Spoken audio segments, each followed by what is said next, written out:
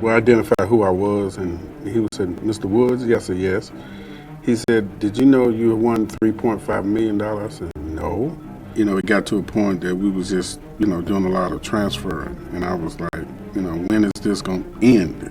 The American people are idiots and stupid. The suspect that I'm dealing with, he literally thinks I'm on my deathbed, I'm dying. But he still calls me all the time and wants me to send him that check. These guys will do anything it takes to keep getting money. It wreaks in huge financial and emotional havoc on a family. If you're a person that has conscience, you cannot do this stuff. If you don't have a conscience, it's nothing to you. As far as I'm concerned, this is one of the most despicable crimes that can be perpetrated.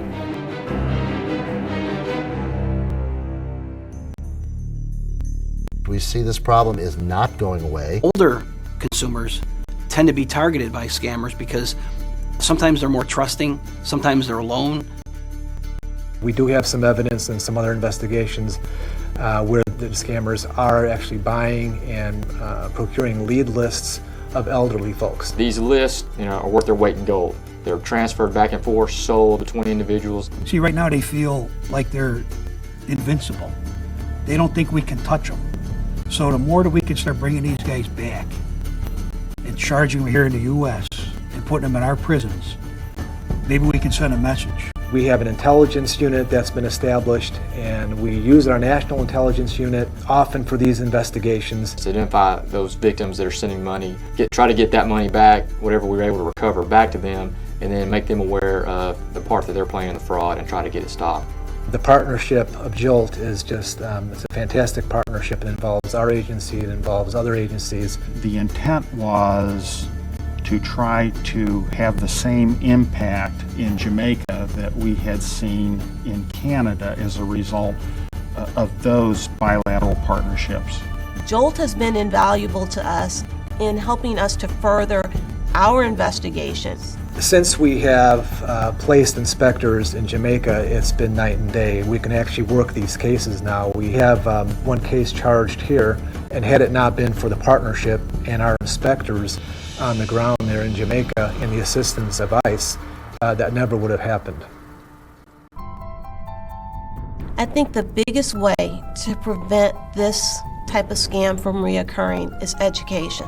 We're doing a lot of prevention and education throughout the country with these schemes. And so I think we really have to target the people around them who look after them. As the baby boom generation now moves, frankly, some of them are moving well out of the retirement age, and the last bit of them are now in retirement. We have the single largest generation in American history. So some of those folks are caregivers, some of them are needing care. Their children and their grandchildren are now seeing the incredible challenges, both emotional and financial, associated with caregiving. 1 in 4 Americans touch caregiving in some way. They're either providing care directly themselves to a loved one or a family member. They're thinking of their parent as they were in their 30s, in their 40s.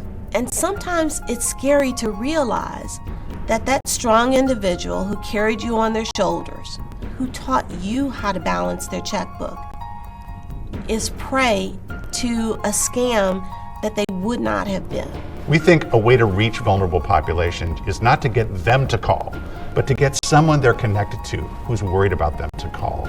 So caregivers can actually be maybe a real front line. It's probably the single most important audience that we should be focusing on right now. We did a pilot project last year with the U.S. Postal Inspection Service that was very successful.